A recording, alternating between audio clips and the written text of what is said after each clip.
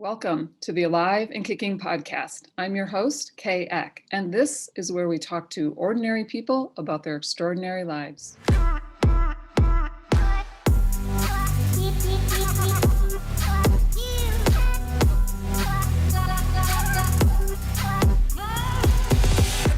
Welcome to the Alive and Kicking podcast, everybody. I have as my guest today, Max Friedstein. And first of all, I just want to welcome you. Welcome, Max. Thank you so much for having me, Kay. I'm so happy to be here with you because I just love being in your presence. And I want to say a little bit about how we met and a little bit about you that I know, and then we can get into what you know of yourself. Oh God. Okay, we actually met in a crystal shop in Sedona where you work. And I feel like we were just fast friends and also somehow co-conspirators in what I'm not sure. Who knows? But it was an instant connection, and I'm just delighted to see how it's all playing out. And it's been such a privilege to know you. So even though you're young, how old are you?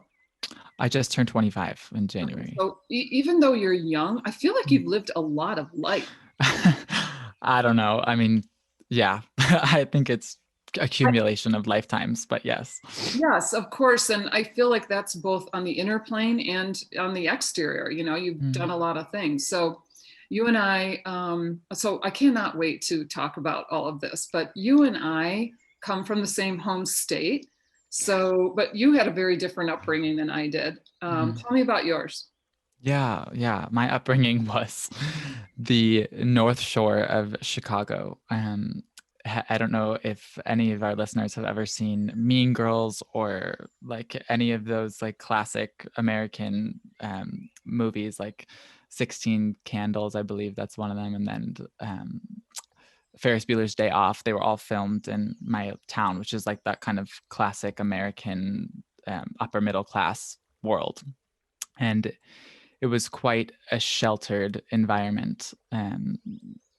I always use the word bubble to describe where I'm from. And even people who live there describe themselves as living inside of this bubble.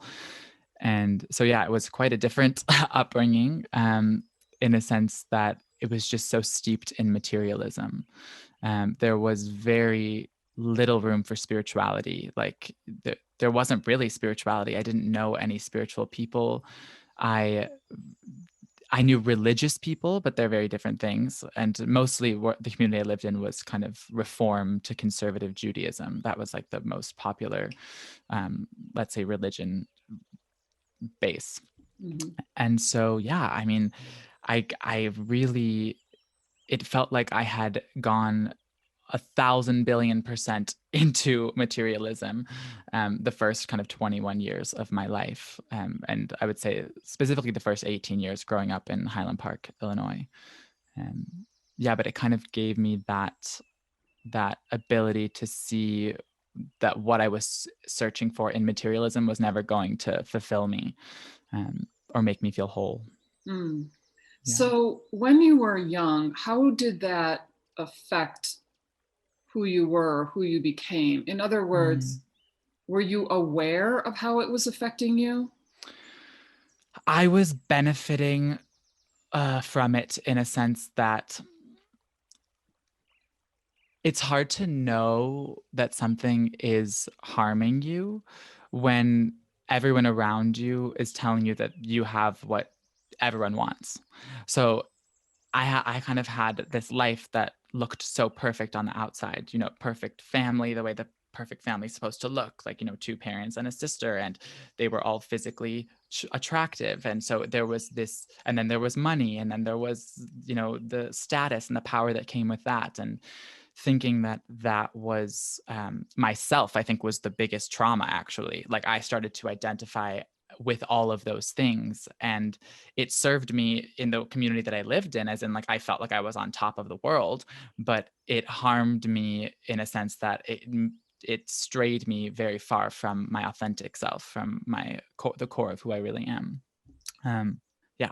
So tell me a little bit about how your childhood felt to you, like your place in your family and your place in the world. Yeah.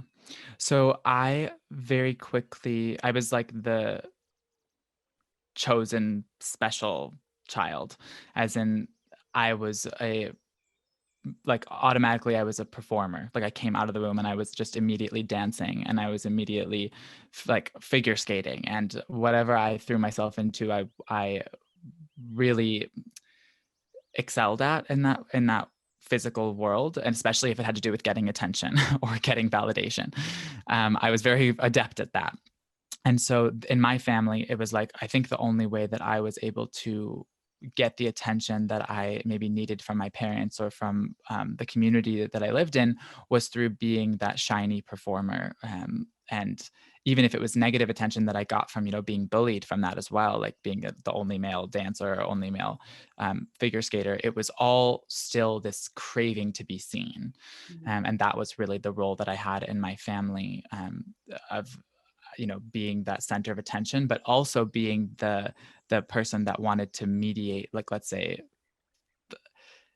the healer in a sense. Like if there was someone struggling with something, I was always the one trying to fix that or to make someone feel better. But all of these roles I confused with myself, and not just roles that I was playing. Mm-hmm. Yeah. So I think that's really interesting about the this.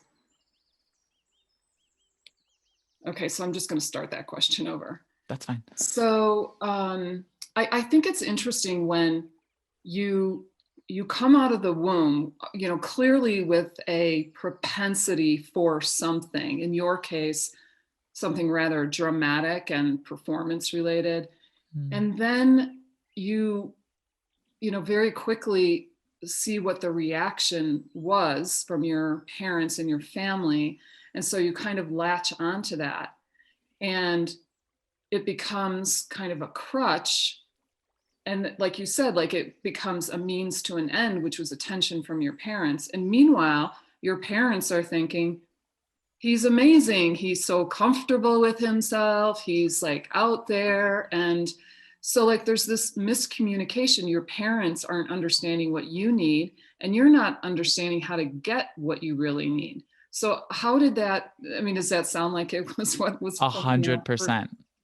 Yeah, Wow. 100%. That's exactly how I would describe it. Was, in a sense, that's what I mean by everyone telling me, like, from a young age, oh, you know who you are. You're so lucky to know who you are. You're so lucky that you know that you're, queer at 12, and that you know that you're a dancer and that's what you want to do the rest of your life. Meanwhile, I had no, like, I was just doing what was automatic, what was programmed into me without even, there was no awareness with what I was doing. It wasn't like I was choosing these things consciously. They were happening to me, and I thought that they were who I was. And even though some voice inside of me all along was going, this can't really be it. This can't really be it. This can't really be it. But I kept pushing that down, pushing that down, pushing that down, because I was getting so much reward from the external. My whole sense of self-worth was based upon the external, which I think we can all relate to in one way or another. It's just mine was to the extreme, in a sense.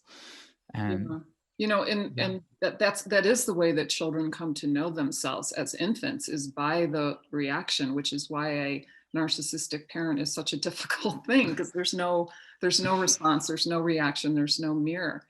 So tell us about your experience of coming out. What was that like for you? And I'm so stunned by the fact that you were just 12 and people were like, oh, okay, gotcha, now I know who you are. Whereas if somebody had said, I'm a cowboy, and you would have been like, well, yes, and what else? Right. Like, did that happen for you? Were people like, what else? Like, I think sexuality in the time that I was growing up, it really got intertwined with a sense of self.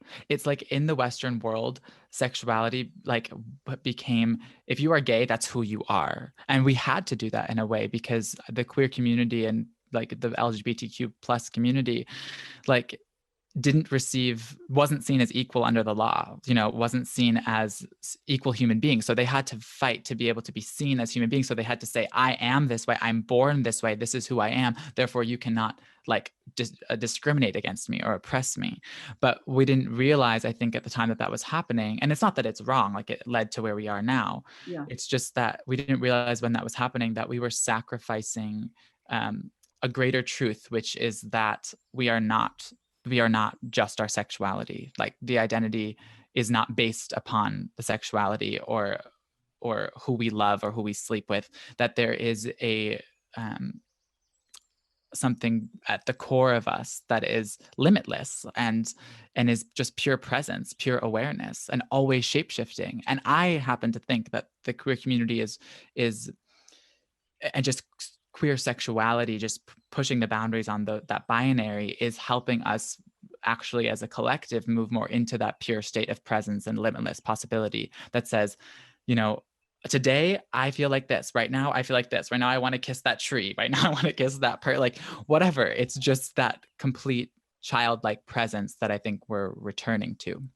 I love that so much. And I think that is so true and so wise, that on the way to limitlessness, we have to move through labellessness. And not that the labels are bad, but that they limit us, Yes. like to me, it's always like, yes, and what else? Like, or like, because, or nothing, Totally. it doesn't have to Totally. be anything else. So Totally. tell us about like high school, and then what happened after high school. Yeah. So when I came out in middle school, it was like, it was extremely accepted. Like I grew up when Obama was president, like that was what the year that I came out, when I was 12. So that there was this kind of acceptance of it at the larger scale. The media was accepting of it. I was seeing it on TV. I was seeing it. And so it didn't feel, it was terrifying at the time. I really was suffering with a lot of anxiety. But actually, this is what changed my whole life, was that I was suffering at that time with a lot of anxiety around my sexuality and around, at this point, I see it very differently. At the time, I thought I was suffering from anxiety because I was afraid of people's reaction. But now I see it as that I was suffering from anxiety because I was taking on a label that wasn't going to be actually who I really was. It wasn't income. I was sacrificing a whole aspect of myself, sacrificing myself really, to belong and to feel safe. Because this sounds crazy, but if I didn't take on the label as gay, then if someone came up to me at school, because I was more flamboyant and feminine, and someone came up to me at school and said, "You're gay," I would get offended, right? Because I'm trying to say, "Oh no, I'm not. That's bad." So then I learned it was like, well, if someone calls me gay and I just say I'm gay, then I'm not going to be bullied. They can't really hurt me. So I originally thought that I was suffering from bullying, but really it was that I really was terrified of what was happening at a soul level, which was like really cutting myself off from a whole aspect of who I really was. Wow. Yeah. Oh my gosh. I was just talking to Mm, somebody about this very thing. It's like so profound and so like mm. close to my heart, is that especially around the time of middle school, which I sometimes refer to as the black hole. And Literally. um, I think that young people of that age, they start to recognize where the angst comes from is not school necessarily. It's from the awareness that life itself is not as it should be, Mm, that this is not right, that's mm, not right, this is not the way it should be. Like, and there's like this deep mourning and loss, and just like, mhm. holy shit, where am I if I'm not in the good place that I thought I was? Yes. Like, oh my Yes. God, that's so powerful and meaningful for a 12-year-old to face alone, because Mm, nobody really recognizes that, like, oh my totally. God. Totally. But it did like, just know how beautiful the universe is. Like that anxiety and what it manifested as called my mother's attention to me. And what that did was she basically she had just started doing something called The Work with Byron Katie. And you've heard of Byron Katie? Yes. Yeah. So she had just started doing the work with her and had started working with a practitioner in the Chicago area who then she said, Max, would you like to go to a session with, his name was Paul at the time.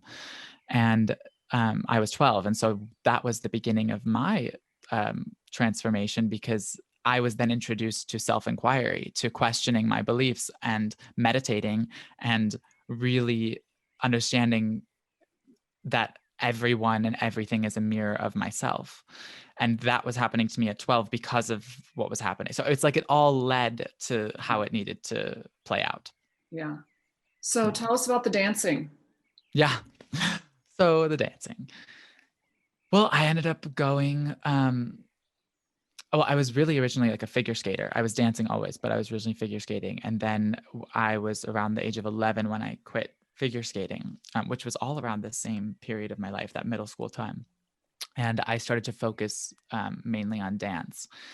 And there was never a time in my mind that I thought I would be a professional dancer. Like in high school, I loved school. I also loved dance. I loved all of it. But the more that I got the validation from the dance world and from teachers and, uh, artistic directors, then the more I was like, oh, maybe I should do this as a career. Like, I remember there was one moment where my dance teacher of like, for a very long time, she looked at me and she was like, why aren't you thinking of applying to schools for dance? And I was like, what? Like, why would I do that? I was like, I never thought I was good enough to do that. And then she was like, no, of course you are. Like, you should. And it was in that moment that I went, oh, someone else just told me what I should do. It's a sign. I should now go do this and be this. And that's what led me into, really taking it seriously the last few years of high school and training, 6 to 8 hours a day. And then applying to NYU and getting into the Tisch School of the Arts dance program, which I was there for 3 years in New York. And it was like, it was all just a culmination of that seeking attention, getting that validation story. Like that was really just what dance became to me, for Wow. me. I Yeah. mean, that's saying a lot, because that is a high level of accomplishment already, like to be somewhat misguided about the real nature of your path, and Mm, to still excel. It's like, mm. that's kind of incredible to me, because usually if it's not really a thing, you kind of like are terrible at it. But Well, that's funny that you say that, because I think that's the core misunderstanding that I experienced, was that what comes naturally to me might not actually be where my soul's going to grow, like where I'm actually going to grow. It's oh, actually in my outside of my comfort zone. That whoa. is right.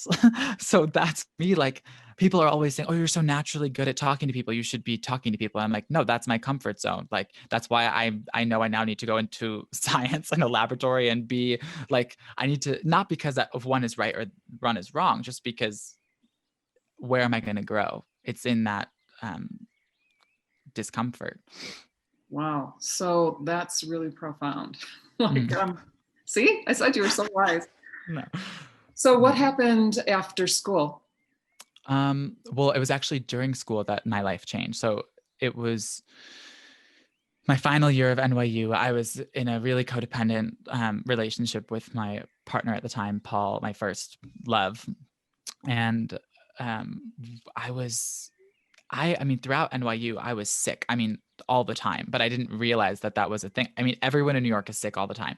You're in pain, you're sick, you're tired. I mean, it's just the norm. So you think that this is how life is supposed to be.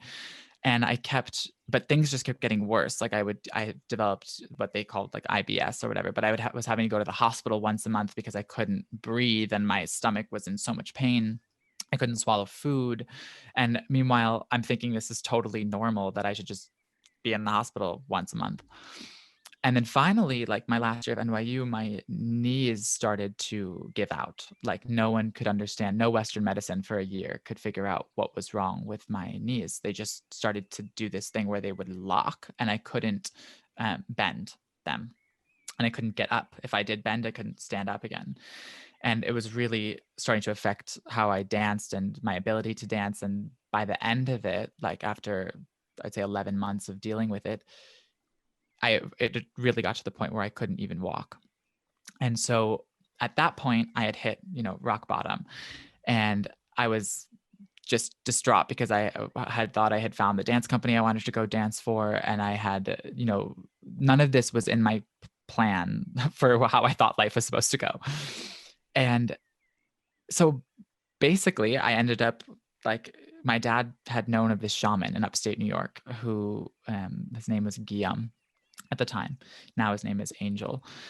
And this guy Guillaume used to be I think he was the president of Louis Vuitton, and like this high, net worth CEO that left everything and had a spiritual awakening, traveled the world, and then moved into a little cabin in upstate New York and opened this healing sanctuary. And my dad had mentioned to me on and off over the last few years, and I just kept kind of pushing it to the side because at the time I was really an atheist. Like, I just did not believe in, I didn't even think that Byron Katie's work was spiritual. I just thought it was logical. Like, everyone's a mirror of me. My thoughts it's up to me to choose what I believe to be true. So this is not spiritual to me. It was just truth. So I had no real connection to the mystery or to the magic of life, but I was craving it. Like I was inside of myself. So when my dad mentioned to me this period of my life when I couldn't even walk, I was like, you know what? I'm just going to go and see what happens. So I rent a car, I drive 3 hours upstate New York, and I go to meet this guy, and I really thought he was just going to like tickle me with some plants and then send me on my way and be like, you're healed. And really that day changed my entire life. I ended up, working with plant medicines for the first time, something called hape. Have you heard of hape? It's a sacred tobacco that they serve you. They blow it up your nose, and it's not really a psychedelic or psychoactive. It's used for really before ceremony. Like, it's used for clearing energetic blocks, grounding, and connecting to your higher self. And the moment he did it, I had this out of body experience where I heard my soul just offer me the guidance. And it was like, you need to leave New York. You need to leave your boyfriend. You need to leave dance. And it was just like all at one time. And I was like, huh? Oh, and by the way, you need the floor pulled out from underneath you. Yeah, exactly. You're welcome. Exactly. And I think I remember when we first met, I described that moment as like my life had been going as like a boat. I was on a boat traveling at 1,000 miles per hour in the same direction for thousands of years. And then suddenly the momentum that day was like the day that the sail began to like change direction. And it was like all that momentum came to a halt, and I was hit with like the weight of how much I had been not living like my life for who I really was, and how much pressure I'd been putting on myself, and how much ancestral karma and ancestral trauma. I mean, all of it was just like slamming into me. And I am like, for the first time, turning this other direction and seeing a whole other side of the world that I had never seen before, other side of myself, really the internal, the intrinsic spiritual part of myself that I had been disconnected from. Yeah. Wow. So at that point, was there even an option for you to turn a blind eye to what was being presented to you and going back to the old way of life? Was that even an option for you? So it was an option. And it's not like after that experience, I changed everything the next day. It was like, I slowly started to make those changes over the course of a few months. So I left New York quickly, like within 2 weeks. I was back at my house in Chicago with my family. But I was still hoping that my knees would heal once I did what Spirit said. It's like, once I did what Spirit said, my knees will heal, and then I will go be a dancer again, and then I will get the attention that I need. It was all still not wanting to give up that control over my life. And I remember reading Louise Hay's work and finding out that, like, what she says about the knees is that it's the ego, it's the inability to surrender, like the inability to bend to, like, let's say, our higher selves. I don't like higher powers and this outside thing, but just that part of ourselves that knows, like that inability to surrender. And so I was fighting it for a while. And even I would say 2 years into my journey, it took really this past year of breaking my back to literally tell me that is now done. Like that chapter is over. Are you saying literally you broke your back? Oh yeah, literally I broke my back when I moved, the 3 weeks after I moved to Sedona. Okay, wait a minute. All Totally. right, go back to Chicago. Yeah, sorry. So how long were you in the ashram?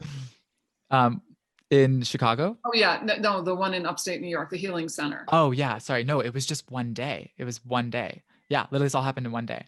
Oh Yeah. my God. May 31st, 2017. Yeah, literally. Oh, okay. So you went Yeah. back home and then what? Then I started to like fall apart. So then I started to crumble and really get into a space of what am I doing with my life? Now I'm not, the pressure for that 21-year-olds. I graduated a year early because that's how the school at NYU works for the dancers.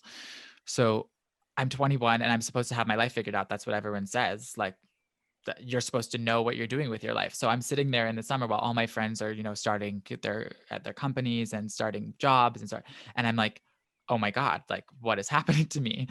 So I'm laying with my parents, like getting stoned every day, just like trying to function like in North Shore of Chicago. But I start learning how to meditate and I sign up to go on something called Vapasana. Have you ever, Vapasana? Yeah. Yes, So yeah. I'd barely ever meditated before and I'm going to go on Vipassana. And as you can tell, I talk a lot. So this was a very, Yeah. very powerful experience for me. Yeah, so let me pause right there and just Yeah. have you explain to people what Yeah. Vipassana is. And I want to say it's like going from playing, with little army guys in the backyard Yeah. to Marines boot camp day one or something. Literally. How do you explain it? That is a beautiful way of explaining it. I'm so on board with that. It was, yes, 0 to 1,000, definitely 0 to 1,000. But some part of me knew that I needed to go to that extreme in the beginning, because what it did for me was it got me to see how much suffering was going on inside me that I couldn't see before, that was causing all of the the sicknesses and the pain. It wasn't like that Vipassana made that go away. It was like Vipassana exposed that to myself. Mm. I mean, the real anxiety that I was living with, I think from living a false life, also just that anxiety when we're not being ourselves, we are anxious because we know that we're fragile in a sense. Someone could poke you right there and you would just crumble to pieces because you're not built on substance. There's nothing holding you up from the inside. It's all a house of cards. And I really was experiencing that. So Vipassana took it all down. And it was during one of those meditations, the days are like this, it's insane. But one of the meditations where I heard that same guidance I had from that plant medicine the day that I went to see Guillaume, this experience, basically my higher self said, you need to go to India October 3rd. And I was like, okay. I was like, thank you. That's pretty much why I came to Vipassana, was just to hear this guidance, I guess. So literally after those 10 days, my parents picked me up from the retreat and I was like, I can't tell you about what I experienced. I have no idea how to describe what I experienced, but all I know is that I need to go to India October 3rd. And this was in July at the time. So I booked my tickets to India. I bring my mom with me, and we're going to this Ayurvedic clinic in the southern tip of India, Kovalam. And I had heard about it for a while and it had always been drawn there. And I thought that, still thinking that I'll go there and they'll magically heal my knees and I will then return to my life. And I get there and again, my life changes. That's where I met my mentor within like the first 3 days of being there. That's where I met my current, mentor and guide who I've been working with every day for the last 3.5 years, really, who's changed my whole life, has awoken me to that guide within myself and is been that kind of solid reference point during this period of my life where everything was being turned upside down and crumbling. And so when I met her there, I ended up, she did a reading for me. She was tarot reading at the time. Her name's Dr. Helen Kogan, and she's a behavioral neuropharmacologist who then had her own spiritual awakening and left everything and was traveling the world for 11 years. And then that's how we met in this clinic in India. She happened to be there at the same time. And basically she was the first person, because even with the shamans that I had been meeting, because that summer I had been traveling with shamans from around the country, I was meeting people that it felt like they were not my soul family, as in like they were stepping stones for me to get to where I needed to go, but it didn't feel like they were speaking the same language as me. Like I really inherently believe that everyone is a reflection of me, and that everything I think that someone else is what I think about myself. And I live my life that way. And I wasn't meeting people who were living life that way. Especially spiritual people. They were having all these profound spiritual experiences, connecting with source, doing all this stuff, but it wasn't integrated into their lives. If you saw how they lived, it was like they didn't walk their talk. If you see what I mean. Mm-hmm. So she was the first person that I met that walked her talk, and it spoke to me. It scared me because I was like, this person sees that I'm lying all the time. Like, this is horrifying. Like, she sees that but she was unconditionally loving, and that was really new to me. So this reading she gave me was basically, acknowledging what I had been going through, because no one in my life understood what was happening. I think we all understand that when we're going through a spiritual awakening and people around us don't understand what's happening. They think we're running away from things. They think we're throwing our lives away. I mean, my grandparents literally thought that I was like giving up my life, like dance and performance. And so she was the first person that was like, no, you're right on track. You're right on track. Just surrender. Keep listening to this guidance, and we'll see each other around the world. And we did. We would meet up. She was running these different tours, these different guided tours around the world with people. And I would continue on my travels, and I'd meet up with her, and then I'd continue on my travels, and I meet up with her. And it was this, I've described it on someone else's podcast that I was invited on as like meeting someone that was teaching me that everything happens for a reason, like that there's no accident, that when the waiter drops the cup, when I say this word next to me, that this is all information that I can be reading, not just reading a tarot card, but reading my environment. Like, this is all me speaking with me, all me interacting with myself. So there's so much information. Life is not boring. Life is like rich.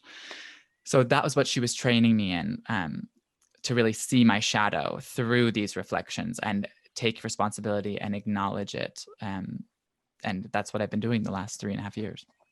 Wow. I mean, that's what I love about your story, and you're going to continue with that, is that you can have this like major awakening where everything becomes clear, but that doesn't necessarily mean that everything's cleared up.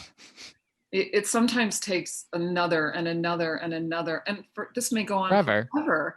That you need to like see these things. The way to see them is through a little bit of a shock. Hopefully as you become more masterful, you won't need the shock. Like if somebody drops a cup and when you say the word dance, it's like, totally. That dream's broken. I get you. Like, yes. Yes. So how did you end up in Sedona?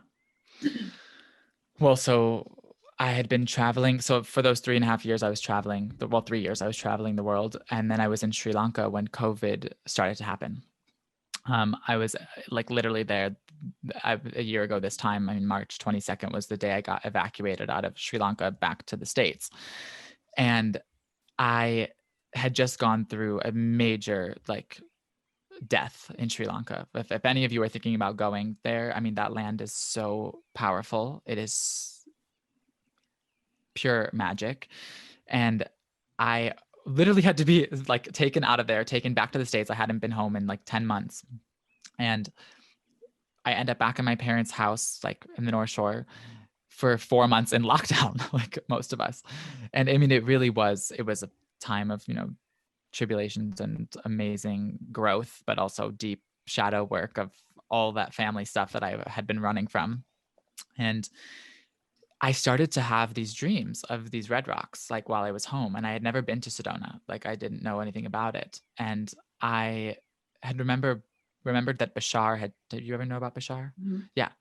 So he had talked about Sedona as being, excuse me, the vortex of amplification.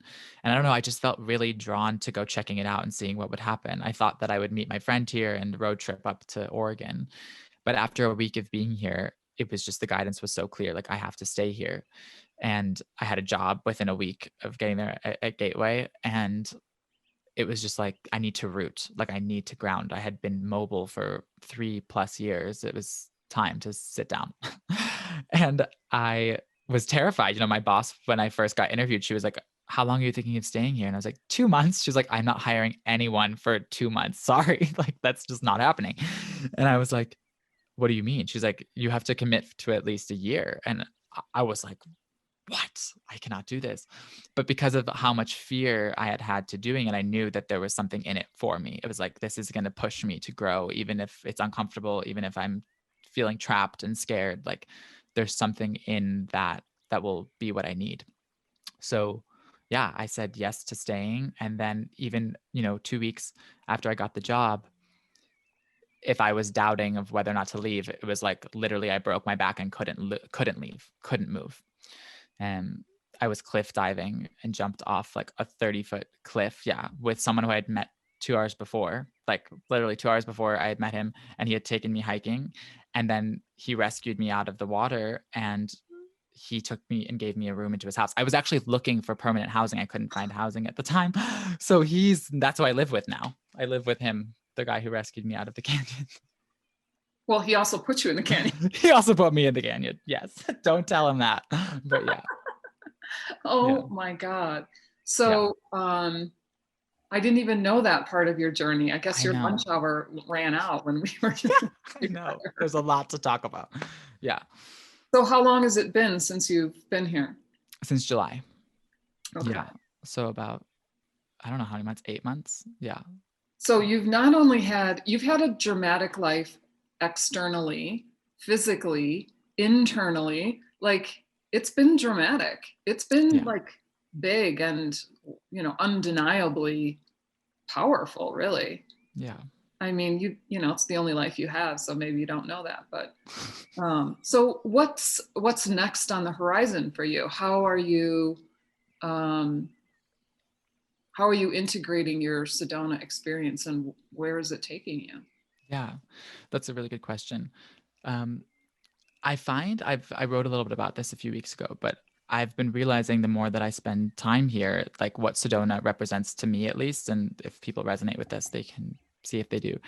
But to me, it's like limbo. So it's kind of where the soul goes after, let's say you have a near-death experience, and where you go during that near-death experience, that dimension, that feels like Sedona in a sense. You die and you don't know that you've died. So you're here and you're walking through this like this heaven in a sense, but really what it is it's a place to review and heal.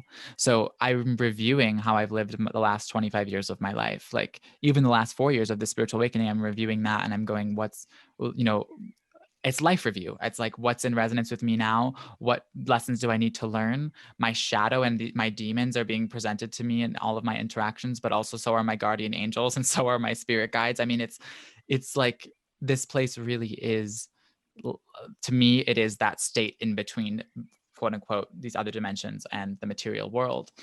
And so I've been asking myself, why am I here in this frequency, in this dimension for this length of time? And I think it's because I'm learning to really I'm shedding all of that I was. Like I'm, in a sense, letting go of who I've been the last 25 years. And when it's time for me to leave, I'm going to be, in a sense, reincarnating. Like when I leave here, I'm coming back I'll be in the same body, but I won't be the same person.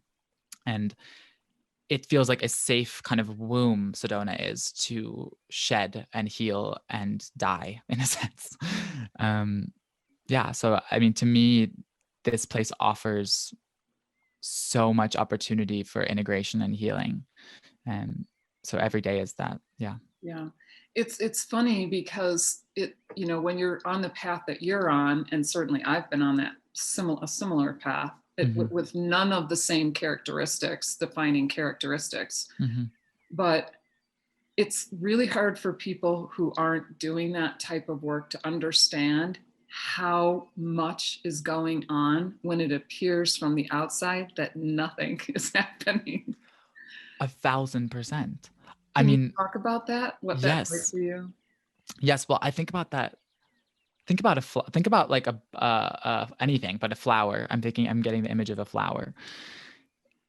And how if you looked at a plant, you would think nothing is going on. It's just a plant, right? But how many invisible forces and you could call them angels, you can call them devas, whatever you want to call these fairy beings, or just intelligence, universal intelligence that's operating at an invisible level. You can't see it with your physical eyes, but how does that plant know to grow and then bloom into a flower and turn into this magical thing? We would never be able to tell. For example, we could never tell that a caterpillar is going to turn into a butterfly. Like there would just be no, and if you looked at a what do they call those? A cocoon. If you looked at a cocoon, you'd think it was nothing. You'd think it was nothing was going on. But how much is going on inside of that thing to actually transform that caterpillar into a butterfly? That really is, I think, for the Western world, a whole rewiring of what we've been taught, which is to value the material, to value the visible. Like everything is about what it looks like. What can you tell people that you're doing? What can you show and prove to the world? When really it's so much about what people can't see, what's not seen. And what can't be proven. Yes, and what can't be proven. Yeah. Trusting that which cannot be proven is a huge obstacle for a lot of people. And I think like, wow, it, if you only knew what you were missing, like, and I think that the flower analogy is really apt, and accept that you're like the flower, except you're conscious of what's going on. You're Yeah. conscious of becoming of being a bead and or a bud, and knowing exactly what is required and what is not required to become the flower. And Mm. it's so much, and Mm. it's so enthralling, and you can't like, and then you get to a certain point where it's like, but still, yeah, dudes, I'm a flower, look at me. Yes. Yes. It's your purpose. I mean, honestly, what I find is that it's difficult, and yes, it's intense and it's overwhelming at times, and it's really like, what the hell are we doing? But it's what we came here to do. We know that at a core level, we know, and that's why it's fulfilling, and that's why we keep doing it, because no matter the darkest of days, we know that there's something nourishing us. There's something happening alchemically inside of us through this process. Like we have to value it. And more what I was saying was less about was more about how people can look at what we're doing and go, what are you doing? Like from the outside, people would go, you're just living your life. And it's like, there's so much happening inside of this, like inside of just this one interaction, inside of, lifting my phone and putting it over here. Like it's interesting. Have you heard of the gene keys? Uh-huh. And they've Yeah, been coming into my awareness a lot lately. me too. Me Yeah. too. They just showed up for me too, like a few weeks ago. Yeah. And there's one gene key that he talks about going from, let me remember. Oh, it's leaving my mind. It's not meant to be. It was something really important, but we can I get don't it. have a good grasp on what they even are, but it's just Yeah. this is the third time it's Yeah, been brought to my attention. So I know it's something that I need to take a look at. But definitely. Definitely. yeah. It's really powerful. But yeah, I totally see what you're saying. Yeah. And as we were saying before we came on, if you ask somebody who's doing this work, like, How are they doing? what you been doing? Like, what's up? It's like, oh my God, where do I begin? And then it's like Literally. essentially nothing. And then, however, there's been like this, I became a new person. I dropped Yes, an old person, it's like, yeah, all the things. totally. Totally. Oh, that's funny. Well, I, Mhm. for one, and I'm sure our listeners too, cannot wait to hear what happens to Mm, you next. I mm. hope it's not life threatening or, Oh, thank you. yeah. Thank you. Yeah, I've really learned. I mean, that was a life-changing experience in a sense, but I've really learned through that injury, like that I don't have to learn through drastic suffering like that. There was a belief that I was carrying in me that created that experience. Do you want me to go into a little bit about this? Yeah, Because I can please. talk. Yeah. Please, yeah. So, I mean, it's symbolically what happened was I jumped off this cliff that was higher than I thought it was. And the 3 weeks that I had been in Sedona, I had felt already like, I talked about it being the amplifier. So it was bringing to the surface how ungrounded and how high I was getting. Like, and I was constantly seeking these spiritual highs throughout my journey. And what I didn't realize is that, we live in a duality. We live in a binary system in a sense. So if I am swinging to that pole of high all the time, I'm going to have extreme lows to balance that out. They have to balance each other out. So in order for me to, like, let's say, not experience such intense lows, it's to really stay neutral about things, is to not be seeking the high. You can experience ecstasy, experience joy, but it's being the observer of it rather than thinking that the high means that I'm doing something right, that I'm worthy, that I'm like, a lot of people in spirituality, they say, like, it's all about being great all the time. It's all about being happy all the time. And it's like, that's so unnatural. And that will always have to have with it an intense depression, an intense contraction, an intense illness, injury, whatever, in order to really balance us out. Because that's all our bodies, our souls are trying to get us to do, is return to that state of equilibrium, of homeostasis. So that fall helped me see that if I can remain grounded, if I can make the central point of neutrality be my anchor point and be my 0 point, then I won't really need to experience such intense, dramatic slaps in the face. And when they do happen, I've always embraced them. It's not like, oh my God, I'm doing something wrong. Yeah. It's just giving me an opportunity to see more. Yeah. I think that's chasing the spiritual high is a real thing. Totally. Yeah. You can get caught up in that a little bit. I don't have the tendency to get caught up in it too much, but there are times, and then you think like, I need to like balance my checking account. Like I need to go be human for a minute. Yes. And then for me, that's what was so profound also, was in the balancing of the checking account, that like, that's also spiritual. Like, that symbolizes you balancing something in your life. Like before this podcast, I literally cleaned my entire room. I was resaging all my crystals. It was just like clearing the space. It was like energy needed to move, like doing human stuff, but it's all spiritual. It's all meaniful. Yeah. Wow. Oh my God. Oh, I just love you so much. I feel like I love you too. we could go on and on and on We and on, could. but the format does not allow. So it's totally fine. The format's in charge of us right now. So that's totally fine. So I want to move on to the lightning round, and I have to admit that I've actually, usually they're like light and fun questions, but I've actually selected all deep and meaningful questions for you. Yay. I'm excited. All right. First question, what role has art played in your life? Oh, that's an interesting question. So the first 21 years of my life, I don't think art played a role in my life. I think that I wasn't an artist, if that makes any sense.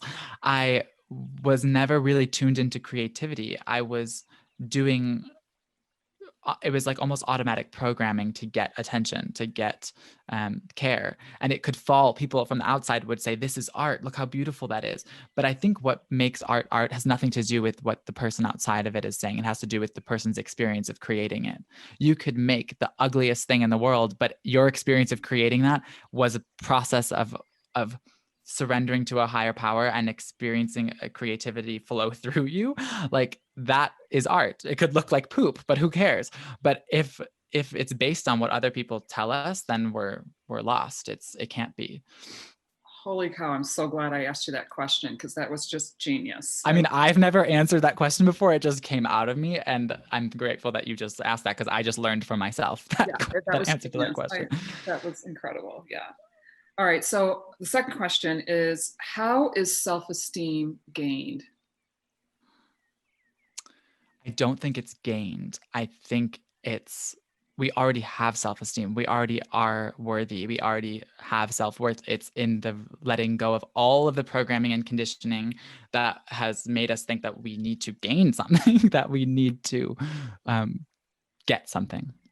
That's so beautiful. See, Mm. I think we met actually so that you could be my teacher. Oh my God, stop. You're my teacher.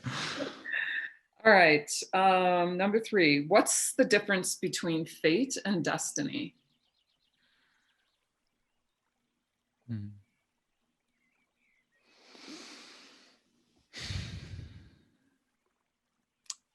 That's interesting. It brings me to, I'm hearing like free will, this idea of free will. And I've talked a lot about this with Helen and with different people on my journey. It's like at certain layers of, or certain levels of consciousness, we experience things differently. So at a very, like it's not hierarchical, but at a lower vibration, we experience fate as like, this is happening to us. And we feel almost like a victim of fate. Like when I hear fate, a lot of the times it's like, it was fated or it had to happen, but people feel like a victim of their experience or feel like a victim of life. And as we start transforming that victim complex, I think we do start tuning into destiny, which I do think is real. I happen to believe in destiny, but I don't believe it is this linear thing of like, you are to get here. It's more just that when you're really present and when you're surrendering to the intelligence of life and to your higher self, you see that there is this natural unfolding, like the seed is going to become a flower. It's going to. It doesn't need, you don't need to make it become the flower. You don't need to do anything. You just need to be there, believing, supporting, nourishing, offering, listening, and knowing that seed is going to turn into the flower. So Oh for my me, God. yeah. Yeah. Go ahead. Yeah. So just for me, destiny is just knowing that I am doing what I came here to do, that I will do what I came here to do, but it's not getting so involved in it. It's not getting too heady about it. It's really surrendering to the heart's knowing and letting that lead us. Yeah. I feel like that is the best parenting advice I've ever heard. Literally from my 25-year-old friend. Yeah. I mean, that's kind of the understanding that I came to about children, other than the fact that they came to teach me rather than the other way around, Yeah. is that they're already coded to become themselves. And you're just there to make sure it's not Pop-Tarts and Cheetos all day. You know, that's Yeah. basically it. Yeah.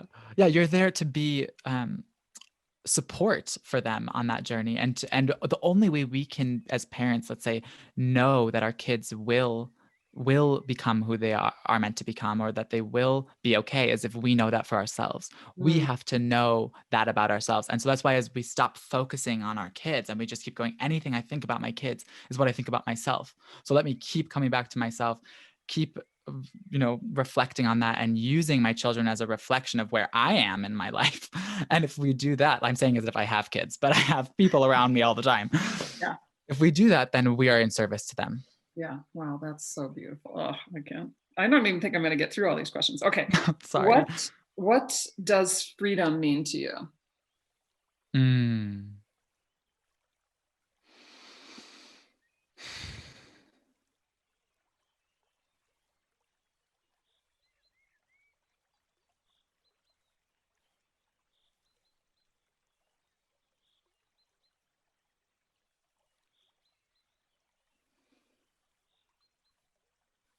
A few things.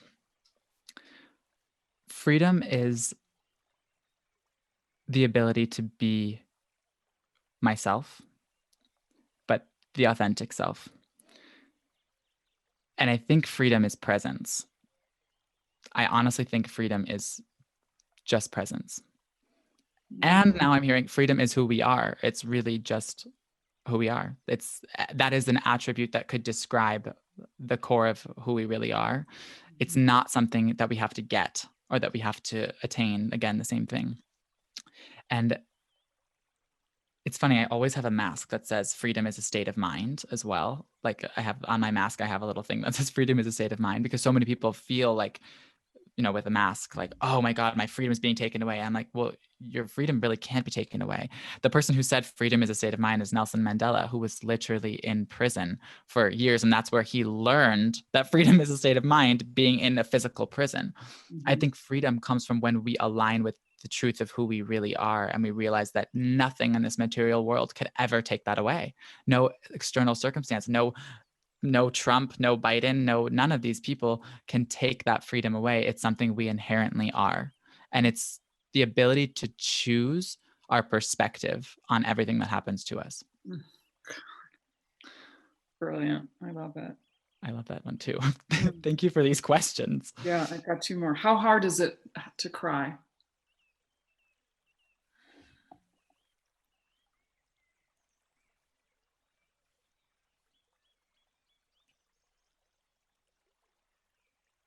Well, it's funny. I felt like I could cry right now, just now that you said that.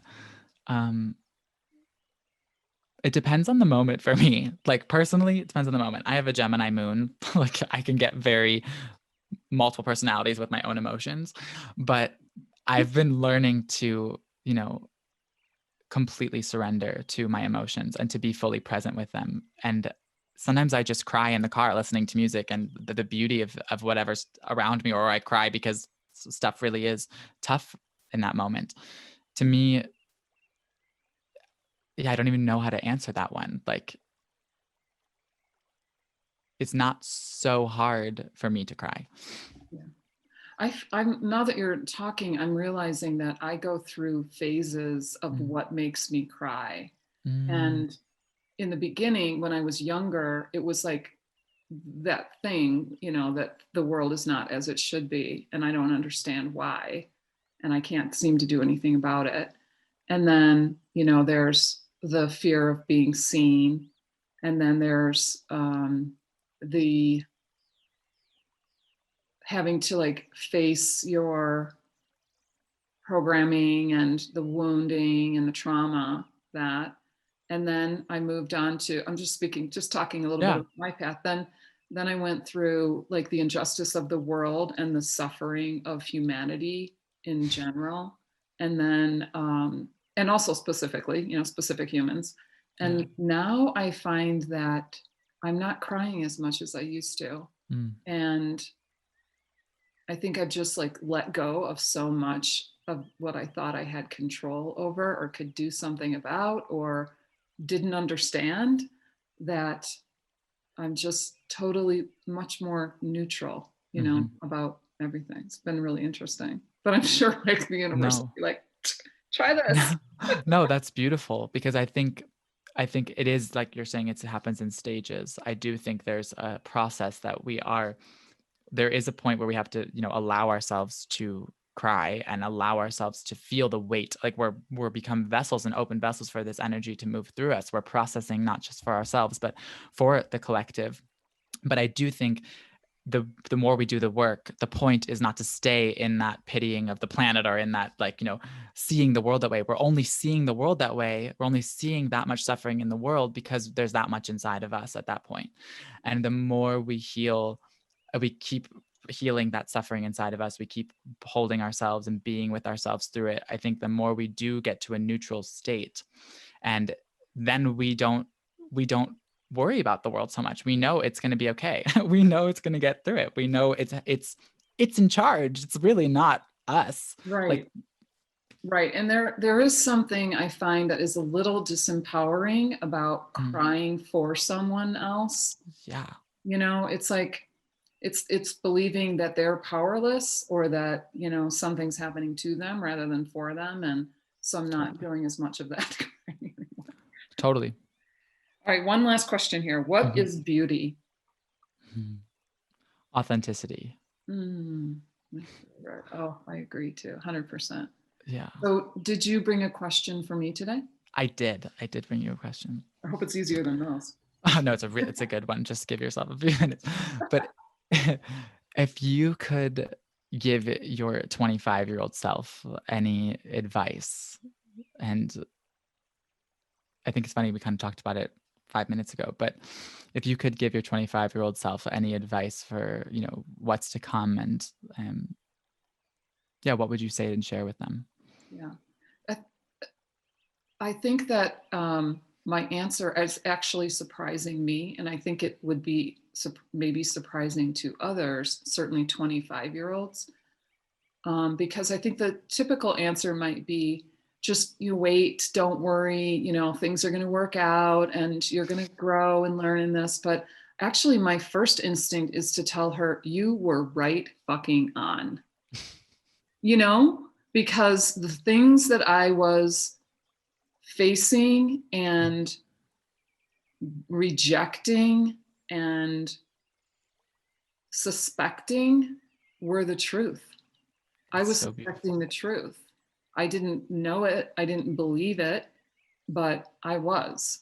And I didn't have any support for that at all. Nobody that I knew was asking the questions that I knew. In fact, I was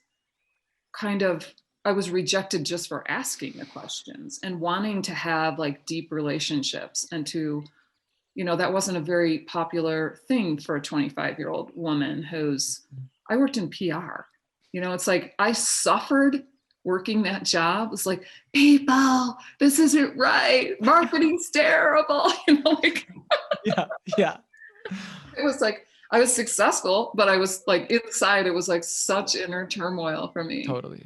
And if I Wow. could have, instead I felt like I can't break through the glass ceiling because I don't have what it takes, when actually it's Mm, like that wasn't even worth doing, you know? mhm. So I think that's probably what I would say.